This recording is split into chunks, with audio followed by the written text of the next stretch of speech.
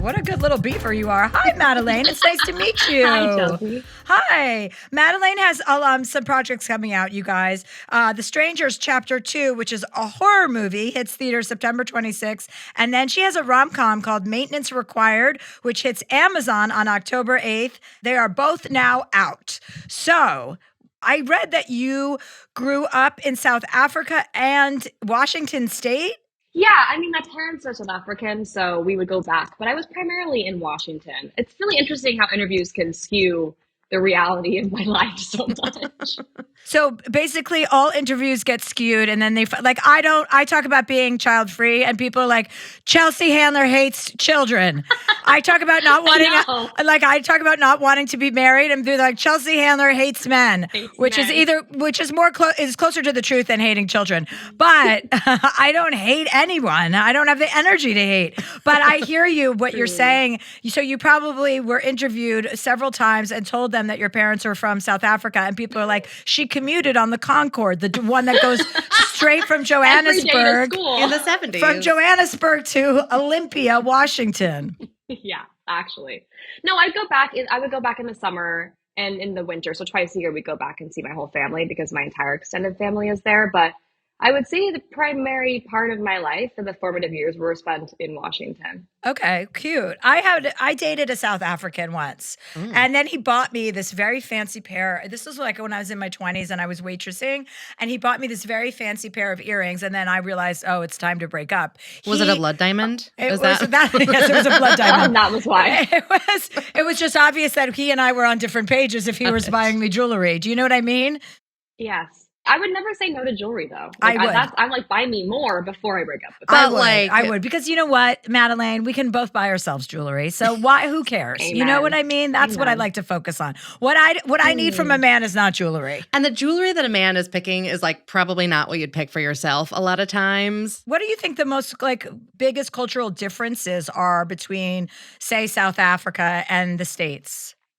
That's such an interesting question. I think probably manners. Great fucking answer. I hate to say that, but people are a lot more polite in South Africa and kind to people they don't know. I feel like people are lack of social awareness. Right. I feel like people are a lot more polite in many places outside of America, not just South Africa. I think it's an American problem. But yes, I think manners is a great thing to bring up. Yeah. I mean, Cape Town. Are you from Cape Town? Durban. Oh, okay. Oh, I had a safari guide from Durban. So I bet you've been on a couple of safaris. I certainly have. Kruger National Park, you know it. Oh, yeah, I love safaris. That's my dream vacation, minus the snakes. I've never had a bad experience with a snake before. I've never had a snake attack me, but I believe they are out to get me. And when I see them, my reaction is I have a phobia. It's more than a fear. It's a phobia. I will freak out and I start to we saw one of those snakes with their heads up this last time we were on safari, which was situation. It wasn't a cobra. It was an asp. It was something it was the most dangerous snake that they have in Kenya. I saw it out of the corner of my eye. I was like, what was that? They're like, nothing. And we were in the Jeep, luckily. But they're the ones that could poison you with their spit and they could get in your eyes. But I don't think I want to go on a safari with you. I know. Got bad luck. Listen, I do have bad luck. Although I haven't had one chase me, knock on wood. Let's not even talk about such things, Madelaine. Okay. So tell me about your two projects. They're very opposite. One's a horror movie. One's a romantic comedy. What, do you have a preference? I know this is a sequel, Strangers, Chapter 2. I don't have a preference. I think I love them both. You can't pick between your children. The Strangers Chapter 2 is it's honestly my baby because I shot all three at once in Slovakia 3 or 4 years ago, and I've been editing them. By the way, I love Slovakia. What's going on in Slovakia? Yeah. I was terrified to go because I just didn't know anything about it, and it's so far away. I felt like I was being shipped off to never be seen again, but I fell in love with Bratislava. I would go shoot there time and time again. Where is Slovakia geographically? Well, it used to be Czechoslovakia, so it's right next to Austria and the Czech Republic. Oh, so that's not that far away. It's just Eastern Europe. Yeah, and everyone Yeah, says the Eastern Czech Europe. Republic is gorgeous. Czech so- Republic is gorgeous. Yeah. That's where Prague is. And so Mhm. Slovakia is a newer country than the other one. Well, Czech Yeah. Republic is a new republic country too, because it used to be Czechoslovakia. It's all Slovakia. So you had a great time there. What's it like? What's the vibe there? Is it a big city? Honestly, Were you shooting in the country? We were shooting out in the middle of nowhere. It was like 2 hours from Bratislava, but it's like they've got a city center that's really sweet, and there's a lot of things to do. And then there's like lots of land and abandoned hospitals and things like that, which is why we shot there. Because we needed some abandoned hospitals. Right. It Yeah. sounds actually like a place. Slovakia sounds like a place that has a lot of abandoned hospitals. Well, there you go, and it does. Can confirm. So when you're like crawling into one of the freezer beds in the morgue, is that like a real one? Okay, so actually, I am a bit of a germaphobe, and I had a bit of a freak out. There are certain things that I can do. Like I'm like, you want me to run down this hallway, hurt myself, fine. I'm not getting into a real morgue drawer. That feels like where I draw the line. If there's really a dead body in there at one point, I can't. They actually built the morgue. Okay. In that, they built it in the hospital, which is such a crazy thing to think about, but they built the morgue. Wow. Allegedly. Actually, you know what? They could have actually lied to me. They just told you they did, and you're like crawling in there with the old dead body. But now you're a huge fan of horror, right? Like you loved the original Strangers with Liv Tyler. To me, because that movie, and the Strangers chapter 1, 2, and 3 that you're talking about now, like this is home invasion that we're talking about. To me, that's kind of like the scariest possible thing. Because like slashers, whatever, a guy chasing you through the woods, like that can kind of happen in any movie. But you think about like someone coming into your home and it's just random. That to me is the most terrifying thing. So tell us about your love of horror. Well, it started at a young age. I was forced to watch it when I was like 7, and it terrified me. And I was like, I'm going to conquer this if it's the last thing I do. I'll never be scared again by a film. No, and then I just fell in love with it. I'm not even sure why, but I think horror, similarly to like foreign filmmaking, is not so risk averse. I think every other genre in American cinema is very risk averse. And so I think you could take a lot more risks. You could have a lot more fun in horror. There's a lot more genre bending and rule bending. And that's probably why I love it so much, honestly. That's a good point, though, because you can make it like campy. Yes. You can make it super heightened, and you could make it like like a very nuanced horror. So that's actually a good point that you make that I hadn't thought about. Yeah. Are you a horror person? I don't typically love horror movies. I don't like to be fake scared. Okay. You know what I mean? Yeah. And I also like, I'm not scared of that, but like I don't like violence, but horror is a different category to violence, I think. Horror is like, being like you're supposed to be scared. Like I don't love that feeling. It's not my favorite genre, but I respect it. Yeah.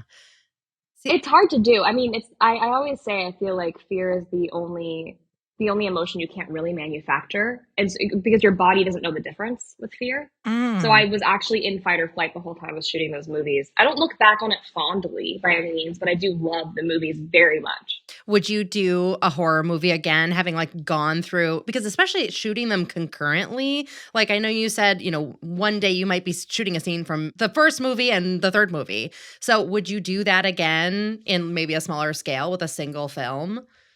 I definitely would never shoot 3 movies at once again. Well, who the fuck wants to do that?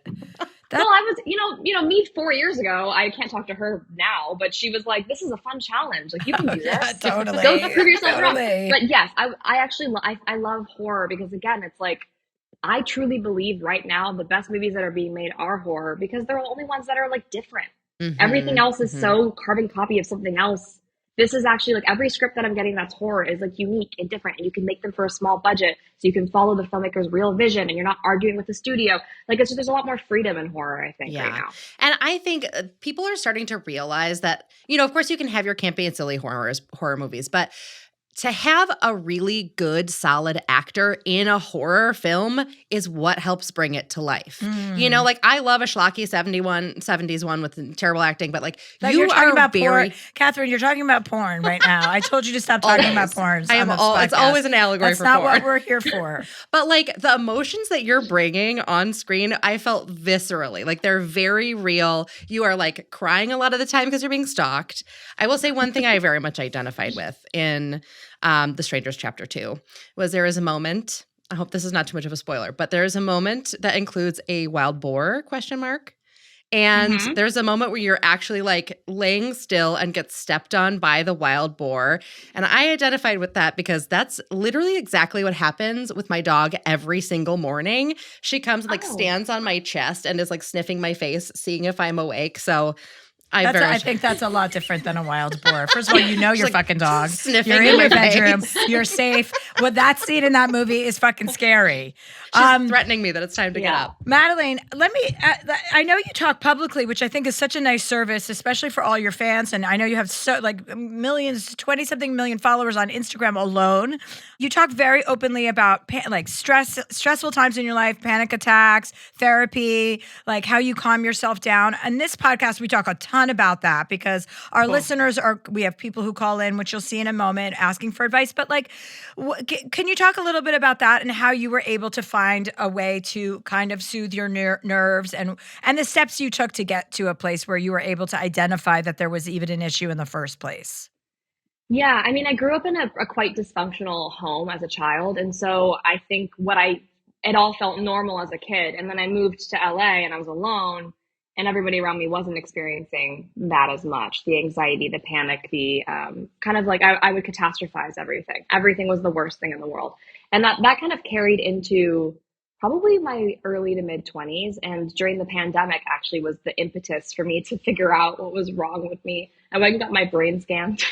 Wow. I was like, there's got to be something seriously wrong with me. And it was actually kind of validated because he was like, oh, your body produces too much copper. So you have to do this to help fix it. And it was like, oh, my body actually has something that is creating anxiety within me. It was so validating to understand that at a real molecular level. Like it's physiological. So that helped a lot. Yeah. Like it wasn't just like, yes, of course I'm an anxious person. Like I don't know if that's ever going to go away, but there are tools I can have to fix that or to help manage it. But there's actually also something that I can do right now that makes me feel like, okay, this can help. And so I am on some like a pretty good supplement regimen. And I also do weekly therapy. I think talk therapy is the thing that changed everything the most, though, honestly. And did you have trouble finding a good therapist that you connected with? I've only ever had one. I've had the same one for almost 10 years. So I guess the answer is no. You did not have trouble finding. Actually, you know what, Chelsea? When I first moved to LA, I tried one other therapist. And I mean, it was the hokiest thing. He was trying to like hypnotize me on his couch. And I was like kind of feeling bad because it didn't work. And so I acted like I was hypnotized. I was like, maybe I should just act like it's working. That's thankfully, like faking an orgasm for a man. Acting like therapy's working when it's not. Hypnotism especially. Yeah. Yeah, it was for a man.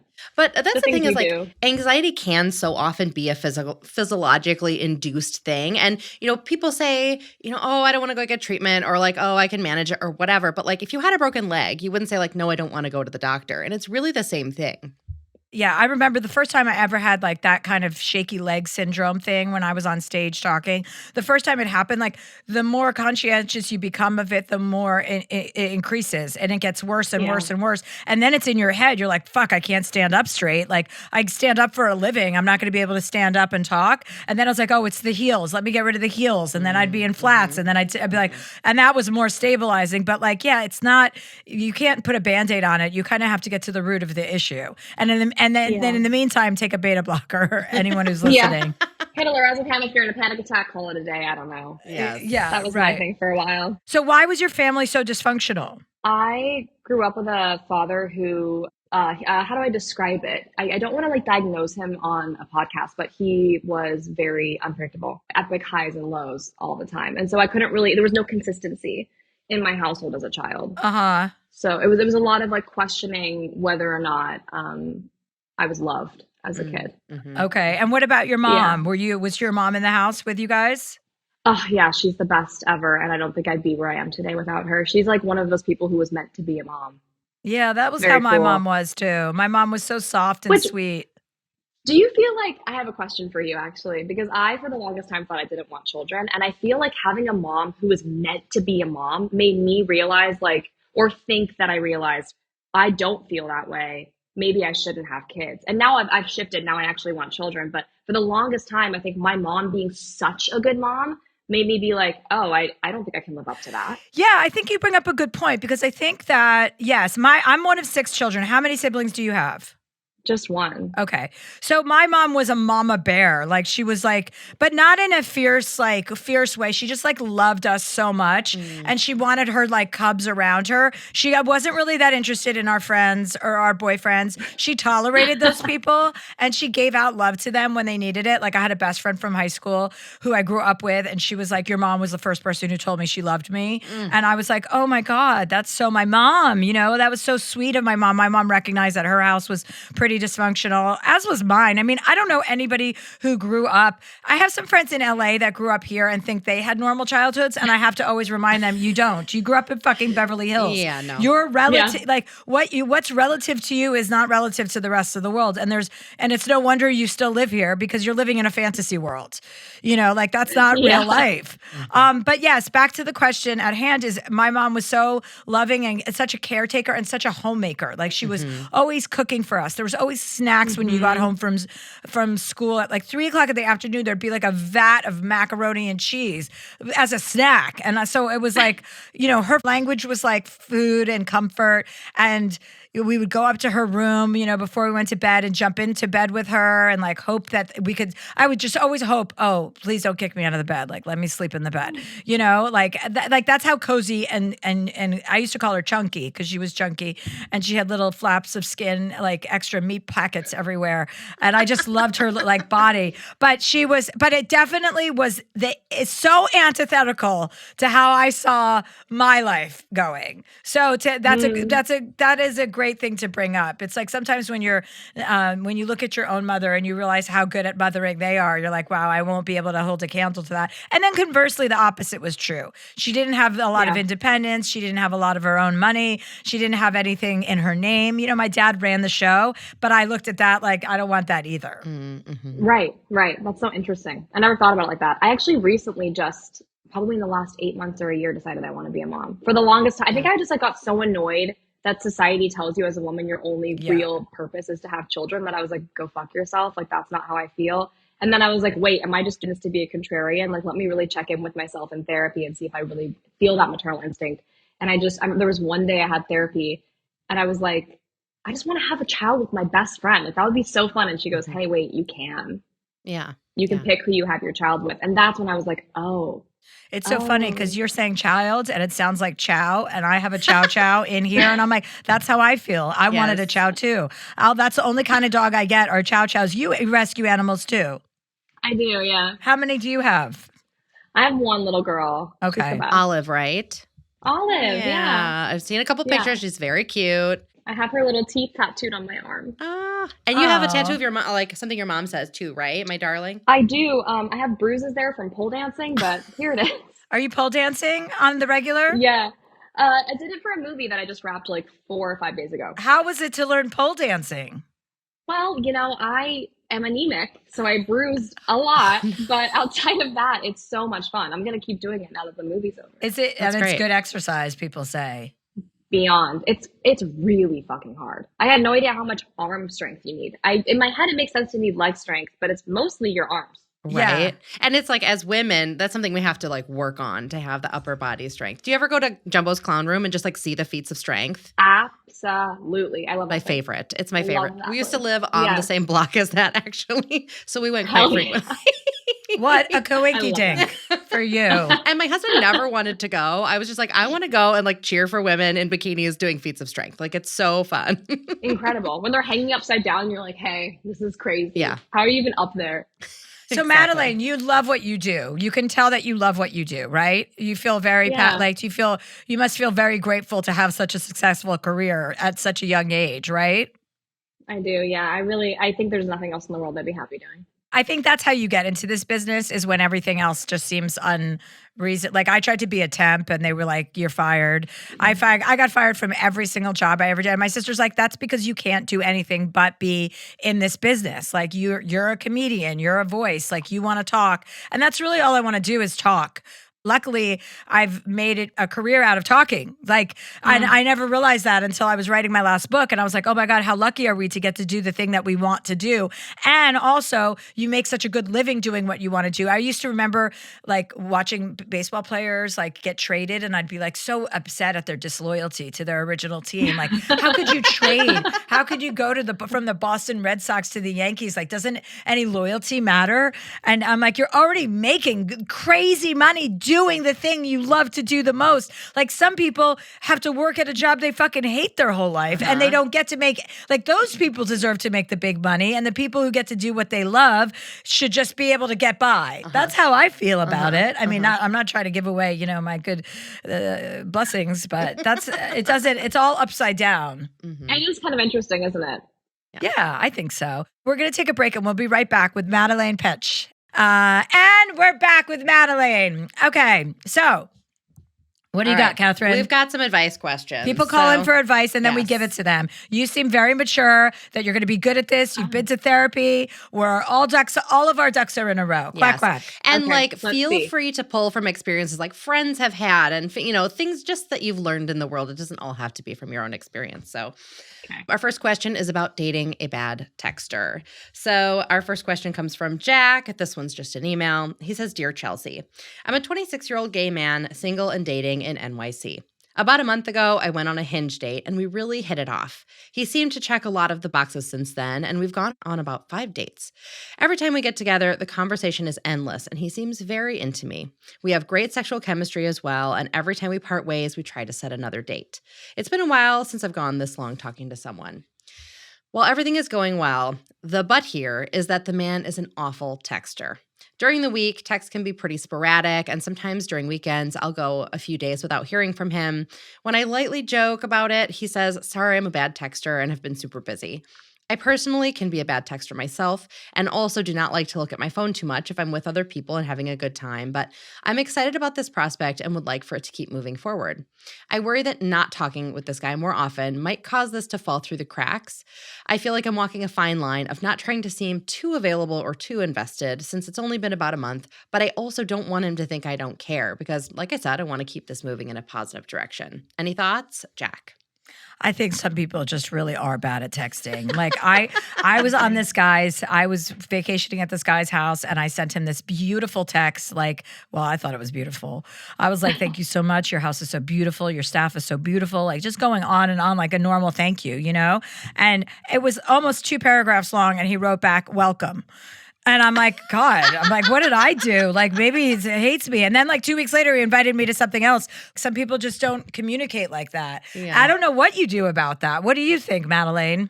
I actually think it's a green flag if someone's bad at texting. Ooh, okay. Explain. Say more about that. I know that's a hot take. I like the idea of somebody not being so obsessed with their phone. I had this spiritual awakening recently where it's like, this is not communication. Like, nothing about this is connection and communication. Like, as long as you're in person and you've got a good thing going and you feel like somebody is trustworthy and you can tell them how you feel, that's kind of all that matters. And if it falls through the cracks because you guys aren't texting enough, then that's just not your person.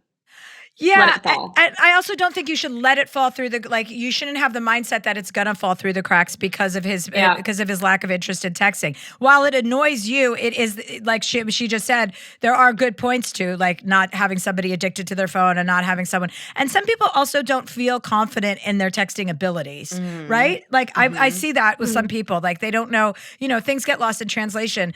And I do think our phones have hijacked our lives as as we are learning and have learned for the last 10 years. So that's not a deal breaker in my opinion. I think you should just work around that and reset your expectations about what you want from the relationship. Texting doesn't keep a relationship alive. Yeah. I mean, and some people 100%. Have a different vibe when they're texting than in person. I know one of my girlfriends, she is now married to this woman, but her now wife was like, yeah, when we first were texting, she was oddly formal with texting, which is sort of a language she and I use where we're just to be a little funny. We use very formal language in texting. And she was like, I thought she was going to be kind of weird. And then obviously they hit it off and, are in love and married now. But I do have one more question for you about this. So I've heard that amongst people your age, there is a phenomenon of guys especially using ChatGPT to craft their text responses. Have you or any friends experienced this? My best friend uses ChatGPT for everything. Oh no. Oh yeah, she'll actually like input texts and be like, "What does this mean? What is he trying to say to me? God. How should I respond?" It's really interesting to watch.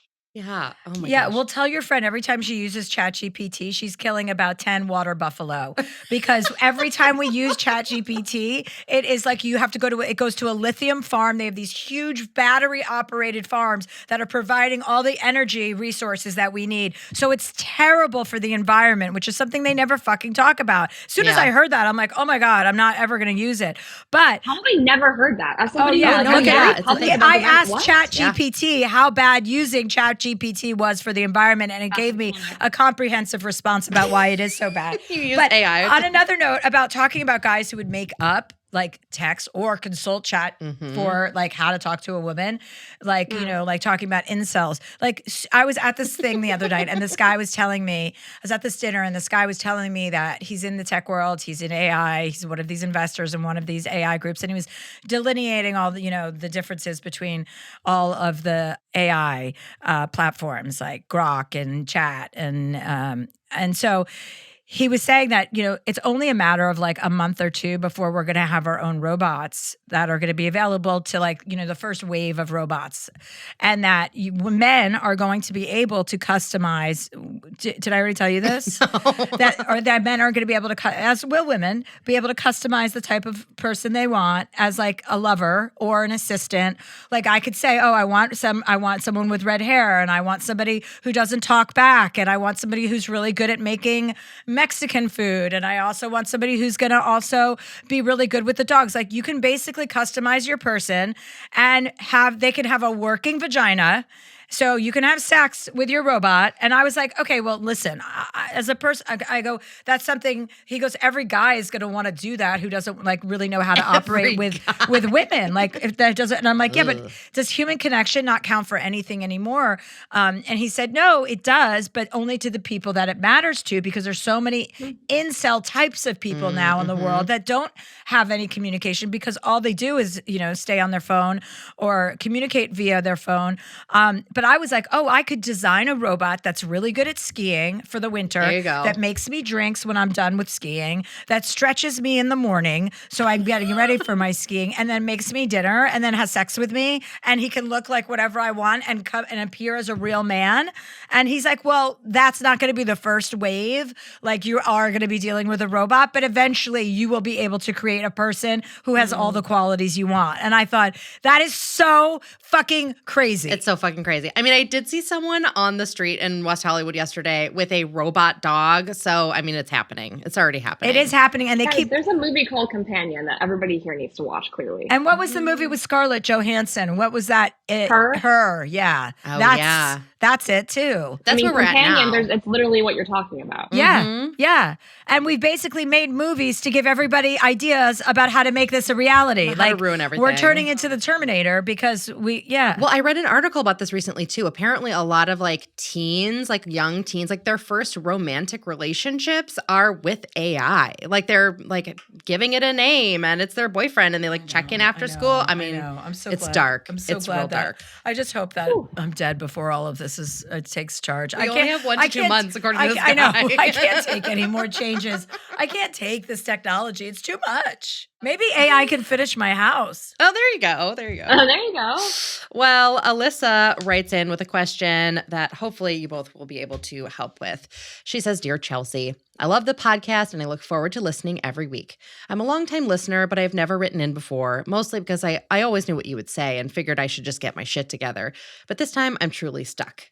I've had my dog since April of 2020, and he was my COVID baby. I was home with him 24/7 for a year before going back into the office, and ever since I got him, he's truly saved me from the darkest moments in my life. I got him just a couple months before I ended a 10-year toxic relationship with my high school sweetheart. He helped me rediscover life for myself, got me out of bed on my worst days, and reminded me that life is fun and silly and joyful because he is. All the responsibilities of a dog, by the way. Exactly. He is my soul dog, and I don't know where I'd be without him. As many dog owners are, I'm obsessed with my baby. From April 2020 to March 2024, he got to do everything with me. We ran errands together, took drives, he slept with me. He basically stayed by my hip at all times. Then I met my now boyfriend, who is wonderful in so many ways. We have so much in common, and he makes me laugh like no one else can. We have such a good relationship, but he isn't the biggest fan of my dog, or dogs in general. And some days it makes me wonder if this is what I want. Does that sound crazy? Am I choosing my dog over him? When I say he isn't the biggest fan, let me be clear. He takes care of him, helps walk him and feed him, he plays with him. But when I met him, he asked if we could sleep without my dog. I reluctantly agreed. But over time, and now that he's moved in, it has grown to my dog not being in the bedroom often at all. I have a 1-bedroom apartment, so there isn't anywhere to be other than the living room or the bedroom. When we're watching TV before bed or just hanging out or whatever, he asks for dog-free time. It's gone from my dog having my company 24/7 to about an hour in the morning and an hour at night. On weekends, it's a bit more. I can tell my dog is upset by this. He sits outside of the bedroom door sometimes. When I open the door, he's just waiting for me. Aww. It breaks my heart because I love my dog more than anything in life. I tried to talk to my boyfriend about it before, and he told me that I can spend time with my dog whenever I want to, but it still sucks. As I'm writing this now, I asked my boyfriend if he could spend some time with us in the bedroom as we watch TV, and my boyfriend went out to hang out in his car alone so I could be in bed with my dog. He reassured me that nothing was wrong, but it hurts me so much because I love them both and want nothing more than to spend time together, for us all to spend time together. Okay. Alyssa. Let that man go. Alyssa, what the fuck? He's in his car to avoid being around your dog? That is fucked up. Yeah, he also went to smoke a spliff, so that's why he also went outside. Thank God he had something to do in the car. I mean, Right. that doesn't. I think, first of all, listen, you can't. Your dog is innocent and defenseless. Like, it's so unfair to be around something like that. Like, it's like being with a baby and then abandoning a baby. And for everyone who's listening who doesn't love dogs, I understand that dogs aren't the same as children, but they're defenseless and innocent in the same way that children are. And so to take away, to basically, it's like punitive. Like, this guy is setting the tone for how much time you spend with your dog that was pre-existing. That was a pre-existing relationship that your boyfriend is now disrupting. That in and of itself is unacceptable, in my opinion. Madelaine, I feel like you want to say something. Look, I feel like if he was allergic and there was an actual issue, then like there's something to be discussed there. Like there's an actual bodily reason why. I don't trust people who don't like dogs. I know. There's something like innately, unless he was attacked by a dog at one point, maybe there's something to discuss in therapy there. Like I want to give him the benefit of the doubt, but at the end of the day, like that's your baby. Get the guy out of there. Like who needs the guy? Seriously. And why can't the dog sleep on the floor in the bedroom? Yeah, is that not allowed? Like in a little Or on doggy your bed? side. Or on your side. Yeah. I've tried that before, and honestly, more so than him being in the room, I think he asked for it initially because I snore really loud, and my dog is a French bulldog, so he snores even louder, and he just like can't take both snoring at the same Great. time. Then and he it's should sleep on the floor outside in the living room. You and your dog can snore together in your bed like a couple, like the couple that you are. Yes. I agree. And you know what's hypocritical too is that, like, for example, I went on vacation a couple months ago. He watched him for me and he slept in the bedroom with him every night. So it's not like he has a problem with him. It's just that he constantly asks for dog free time. And I don't want to be away from him like ever. I want to No. be around But him all the time. that's weird though. Like I dated a This guy. is getting weirder. I know. I dated a guy that wasn't a dog guy. Like I could just tell, and I find that suspicious as well. I find that to be suspicious. Like it's like if you don't like dogs, like something's off. But I kind of gave him a pass, and he tried. He made the effort with my dog. He would take my dog for walks. Like he actually made the effort, and I'm like, well, that's all he can do. I can't make somebody fall in love with your dog, just like you can't make somebody love your child, like that you had, before you met them. So. I do think it's very strange to ask for dog free time. That's like some sort of controlling or weird issue. Yeah. Something is off with that. And especially if he's sleeping in bed with your dog when you're not there, that feels more like a control piece. Like he doesn't want any other attention taken away from him. Yes. Right. Yeah. And it really is honestly mostly just on the weekdays. On the weekends, this isn't a problem. Like he doesn't. But really bring weekdays that are up most to of me, your days. Right. I think he asked for a boundary. You tried that boundary out, and it's time to readjust the boundary. Like, that's not working for you. And I think that's kind of the way to maybe start that conversation. Again, like, if he needs to sleep in a dog bed on the floor, fine. But, dogs are our family. And if you can't be if he can't be in your family, then like it's time to reassess some things. But I think he will actually acquiesce if you're just like, look, we got to adjust this boundary. It's not working for me. I need my dog. I need my dog in the room with me. Like, I have no other problems with this man. Yeah. Other than the fact that he is not like as obsessed with my dog as I am. And like I said, he takes care of him. Like, he walks him, he feeds him, he even plays with him and stuff. It's just, like I said, this dog free time that is the issue. So, well, then hopefully, if he's great, then he will be able to adjust, And if you need to, like, talk to a counselor about this, but I think you guys can handle this. Yeah, I second that. I actually think he's going to come through. Yeah, I think so too. So you have to reset the boundary. You gave him the benefit of the doubt, and now you have to take it back. Yes. Okay. Yes. This is a pre-existing relationship. You're living, like he knew he was living with your dog. You have a 1-bedroom apartment. It's not like you have some huge amount of space for him to roam around. It's unfair to the dog, and you're not going to do that to your dog anymore. And get a white noise machine. If you can't handle the snoring, like just like blast a bunch of fans in the room. That's what you got to do. Mm-hmm. Yeah. That's a good idea too. Yeah, Okay. but tell him to wear headphones when he goes to sleep. Oh, there you go. And then tape his mouth I was shut so he can thinking about breathe through his nose. People are loving that.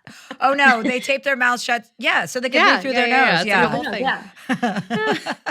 Yeah, I was thinking about that, getting him like wax earplugs or something. There you go. Yeah. All right. Well, let us know how it goes, Alyssa. Yes, I will. Thank you guys so much. It was great to meet you both. Bye, Alyssa. All of you. Thanks for calling in. Thank you. Bye. That was easy. We say this as we have 2 dogs roaming around know. our room. We're I'm like, like, I feel like they should what? make an I'm like, appearance Doug, on cover your screen. ears. First of all, yeah.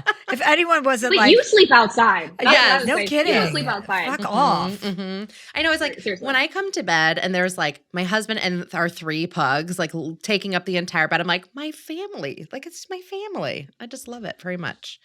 Okay. So our next question comes from Elle. She says, Dear Chelsea, I have a conflict with my friend that I can't seem to get over. My good friend of 5 years is a gay man. We're both therapists and met at an old job, and we've been very close ever since. We're aligned on the state of the world, politics, all that. He's just moved to a new city. We were voice memoing, texting daily, and even though I appreciated this connection and his friendship, I found his relationship at times to be negative and draining. We're both therapists, and so we both already take on the mental load of the job on a daily basis. I was probably holding in some of these feelings when he texted me a headline about rights being taken away recently. He has a tendency to catastrophize, and therefore, through my own process of taking in daily news content, I've been careful of where I watch or read the news. When he messaged me this alarmist headline, I validated it, but also encouraged him to make sure the source was credible. He seemed to shut down, and therefore I did let him know that I personally was trying to take an emotional distance from all the news headlines myself and needed that boundary. Ever since then, though, our friendship has changed. I noticed an obvious decrease in communication and his attempt to see each other.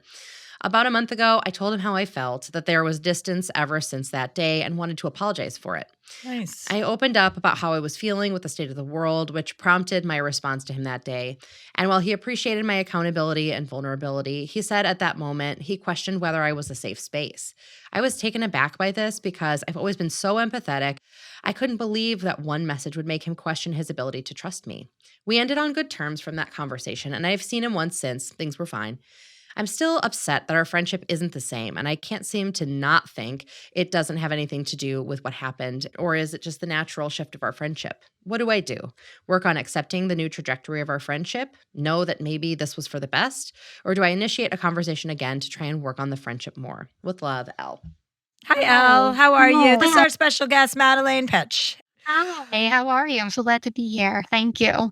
I could totally understand but your situation and your friend's situation, because that's not the response that they want to get. When someone finds out about their own rights, it's like me texting, think about you texting one of your guy friends and saying, okay, they're about to overturn Roe v. Wade. And he's like, check your sources. You don't know what you're talking about. It's so personal that I totally understand. And now how do you kind of fix the friendship? I definitely think your friendship has been impacted by that. I think it would be if it were in reverse some way. Like if he was dismissive of your rights, I think you would probably have that same reaction, whether it would play out the same or not. So taking that into account, I don't know. Do you address it again? What do you ladies think? Or do you just keep showing up as the friend and hoping to get back to the friendship that you had? What do you think, Madelaine? I've had situations not similar, but I've had friend falling outs where I've wished that it wouldn't have happened. And I think it feels like it's more about what you feel aligned with. Does it feel aligned to you to keep, I mean, you're a therapist. Is it more aligned to you to continue trying to communicate? Does that feel like it's working? Or does it feel more aligned to you just like to let him come to you when the time is right and show him that the love and support is there? It really is like person dependent, I think, especially with the person you're in this friendship with. Like, will they respond better to that, or will they respond better to giving them space and just making sure they know that you love them? Yeah, I feel like I've been trying to, ask them how they're doing, how their trip was, like not be so overbearing. But I kind of get the feeling they've kind of drifted. Mhm. And I'm kind of like, then it forced me to take the look at the friendship as a whole and reflect on it. And I was like, okay, you know what? Maybe it was a lot in general, right? Like I did find myself becoming a little frustrated at other things. And I don't want to feel like there's this underlying resentment in this friendship. I guess I would have handled it. I don't know. Like, I give people the benefit of the doubt a little bit. And especially if they apologize, and that's where I feel like there's still this grudge. Mhm. And it's just kind of unspoken now. And it's a Yeah. little awkward. I don't know how it would be when we see each other again. I feel like it's just been continuing this distance. And even when I got Catherine's email, that morning I was thinking like maybe the distance is okay.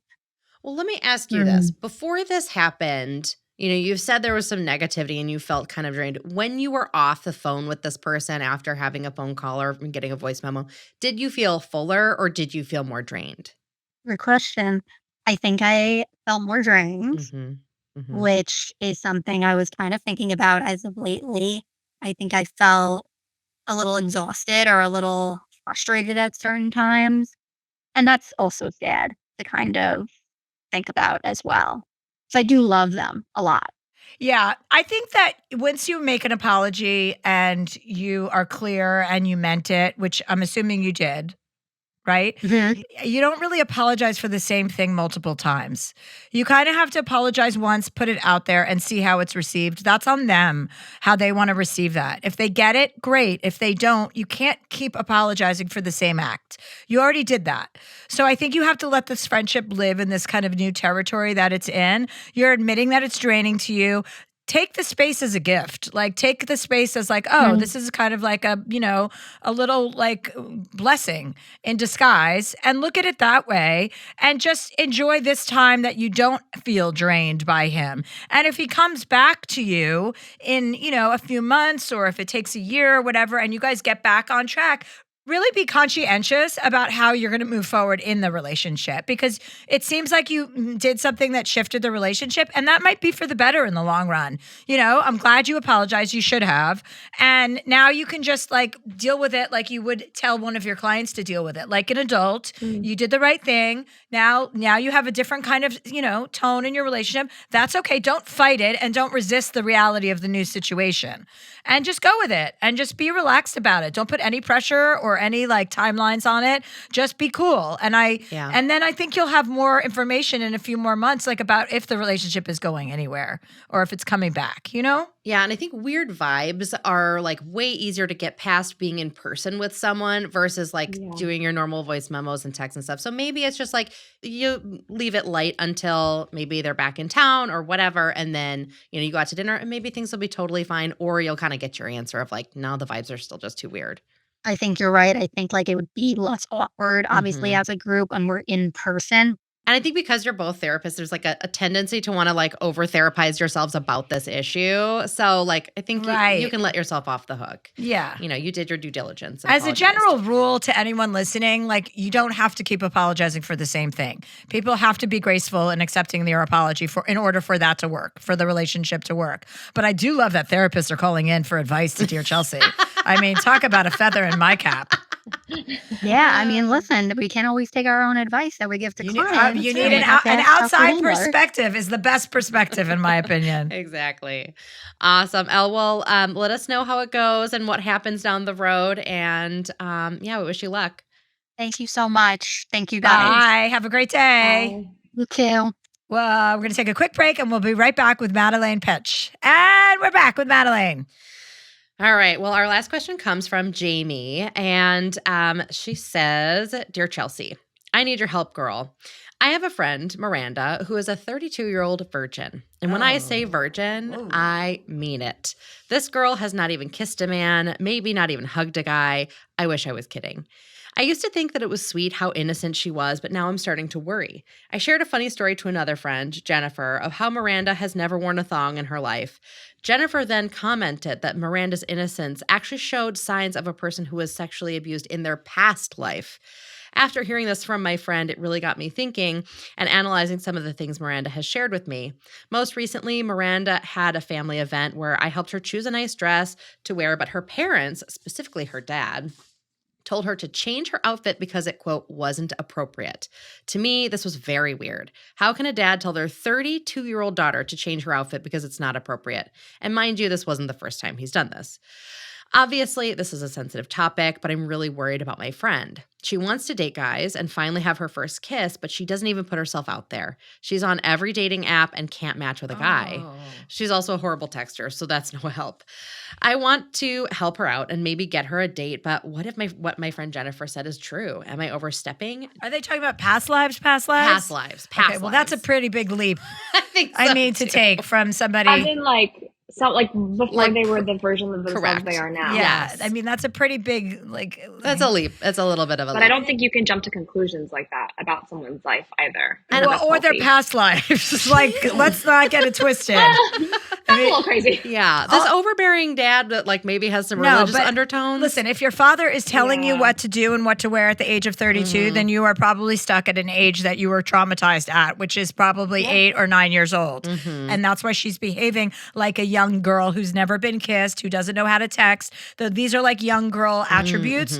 So I think in order for your friend to if you want to be helpful to your friend, you have to get her into counseling and find a good therapist for her where she can talk to somebody about what really happened in her childhood and why she's taking direction from her dad as a 32-year-old woman. Yeah, even to just help her get out of this sort of enmeshment with the dad who's really overbearing.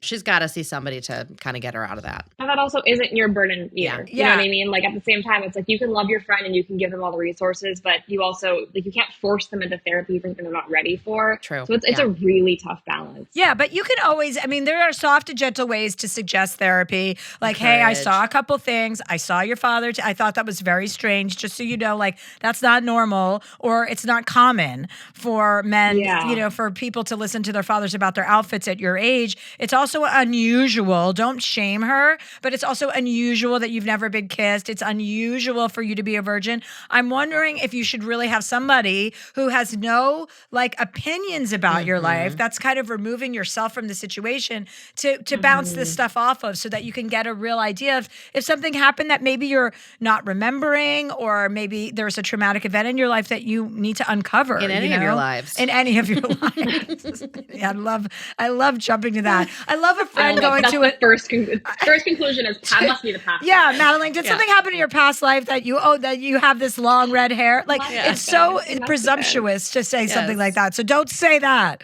No. Okay. Well, and tell her she can just use ChatGPT to text boys. That's, Yeah, she'll learn how to do that. But then she's going to kill all those water buffalo. So, well, Madelaine, it was so nice to meet you today. What a pleasure you are. Yes, absolutely. We loved having you. You know Madelaine from Riverdale, Sightless, and The Strangers Chapter 1. But now we have The Strangers Chapter 2, which is in theaters. It's happening. And you can also go on Amazon to watch her new rom-com, which is called Maintenance Required. Awesome. Woo. Thank you. We did it. We did it. We're wrapped. Thank you Yes. so much. Thank you, guys. Okay, take Awesome. care. The word of the week is acquiesce. To accept something without protest. Acquiesce.